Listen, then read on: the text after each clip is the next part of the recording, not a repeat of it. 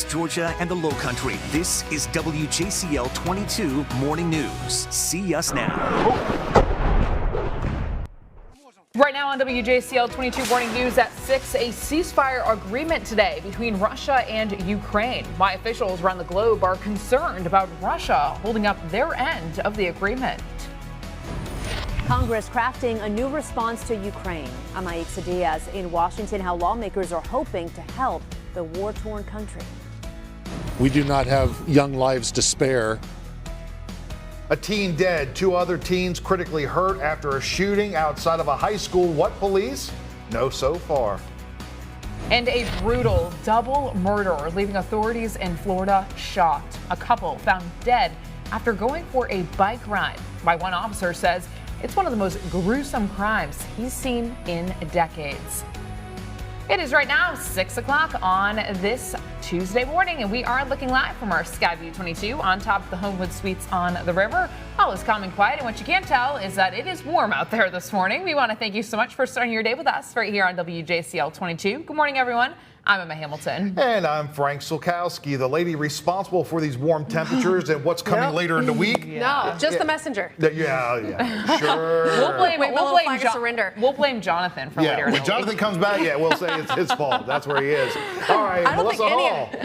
You know what, Frank? I don't think any of us want to take credit for what's in store for us. I can't believe this ride we're taking this week. This is insane. Yeah, buckle up, folks, because it is going to be a wild and bumpy ride on this forecast. Take a live look outside, Tybee Island. You wouldn't know we have a wild and bumpy ride coming for us because it looks gorgeous out there. Beautiful start to the day, very calm, very quiet. Want to get out to Tybee, stretch the legs, watch that sunrise at 6:44. Still got time to make it depending on where you are. You got the mid-60s, so don't worry about grabbing that winter coat. The winter coat is going to be needed, so if you've already put it up, make sure it's not too far because it is going to be downright frigid this weekend. Not frigid today. We'll have 70s very quickly. And before we even hit 10 o'clock, by lunchtime, close to 80, and that's where we finish the day. Notice the big difference, though. Clouds coming in, rain chances coming in.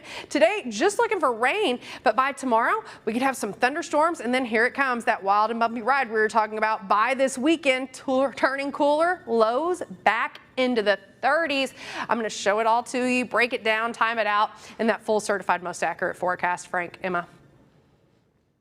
All right, taking a look at the roadways. We are in Rincon. Highway 21 there at Brentwood Drive.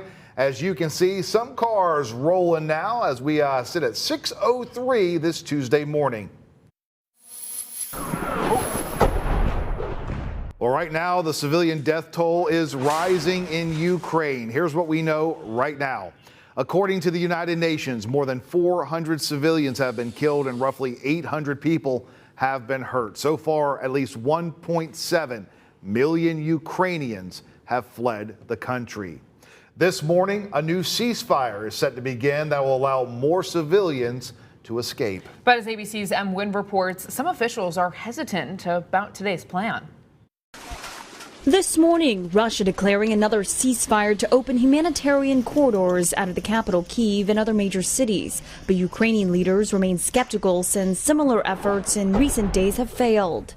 This comes amid warnings of a humanitarian catastrophe unfolding just north of Kyiv, where Ukrainian officials say as many as 100,000 people may be trapped, some already going a week without water or electricity. Russian troops still targeting civilian areas, driving many from their homes. Already more than 1.7 million people have fled the country. About 800,000 of those refugees, children. You know, to be with little baby and run away from my family, it's very hard because I'm alone here and I have no support. Now, growing fears Russia could target the flow of weapons being delivered to Ukrainian forces. A senior U.S. official tells ABC News there are strong indications Russia is going to attack supply chains, possibly even hitting a convoy of weapons heading to Ukraine in Poland. As a member of NATO since 1999, that would be an attack on the entire alliance. That's a game changer. Meanwhile, Ukrainian President Zelensky speaking to ABC's David Muir, pleading for a no-fly zone and ending with this message to Americans.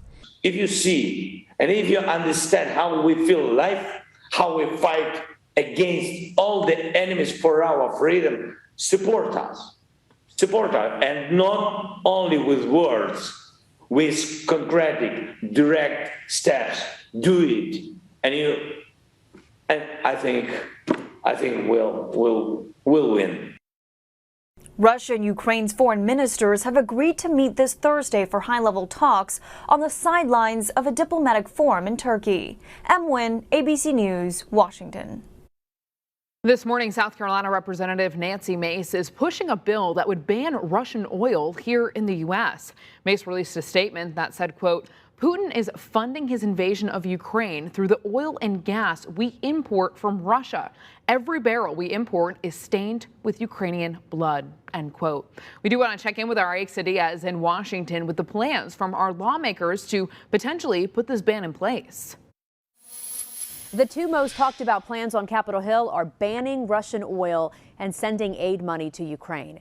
Both initiatives have bipartisan support. The White House is having discussions about a possible ban, but President Biden is concerned an embargo will push already record high gas prices even higher. The White House says it would be more open to a Russian ban if other countries did the same. Meanwhile, lawmakers are backing a plan for $12 billion in aid for Ukraine, a more than tenfold increase over last year. The clearest signal Congress can send to Vladimir Putin this week is passing a bipartisan aid package, leaving no doubt that the democratic nations of the world stand with Ukraine and against Putin's deeply immoral and bloody war.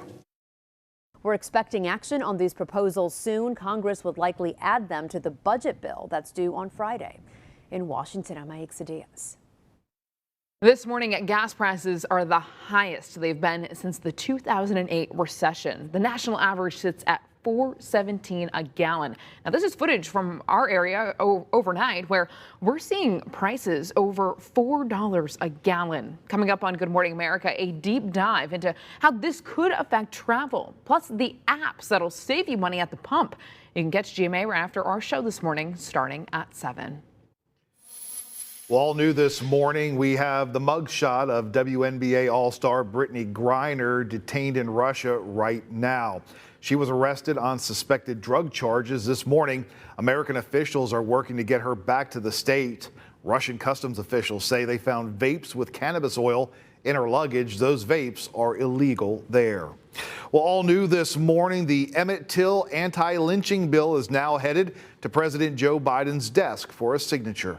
After more than 200 failed attempts to outlaw lynching, Congress is finally succeeding in taking the long overdue action by passing the Emmett Till Anti-Lynching Act. Hallelujah, it's long overdue. Well, overnight, the Senate unanimously passed a bill. It's named in honor of Emmett Till, a 14-year-old brutally murdered in a racist attack in Mississippi back in 1955. Well, we told you last week when the House was voting on the bill, only 3 people voted no, including Georgia Republican Representative Andrew Clyde. I was just sitting in my friend's car, and then all of a sudden I heard like 11 gunshots. Right now, authorities in Des Moines, Iowa are scrambling to make an arrest after a deadly high school shooting. Police say a 15-year-old was killed and 2 others are seriously hurt. Investigators there now say they believe it was a drive-by shooting. East High School was shut down for hours yesterday. Police say the 15-year-old who died was not a student, but the other 2 female victims were. Police say that they have detained several suspects yesterday, but no arrests were made. A crew from our sister station in Iowa spoke with anxious parents as they waited to see their children after the shooting. I'm shaking, I'm nervous. I would like to go get my kid out of there. I don't. Just be patient. That's all you could do. This day and age where guns are too easily accessible, I just want to share with our community that we do not have young lives to spare in Des Moines. The high school remains closed this morning. This is probably one of the most vicious and gruesome incidents that I've witnessed in my 20 years. A manhunt underway this morning in Daytona Beach, Florida, where a couple was murdered during a bike ride. Police say they were found on the side of the road Sunday. stabbed to death and their throats slashed. It happened in a residential area close to where the popular Bike Week events were taking place. Well, right now, Georgia police are searching for this man accused of shooting a woman several times through her kitchen door. Saya Williams is accused of shooting the woman in Waynesboro yesterday morning around 4.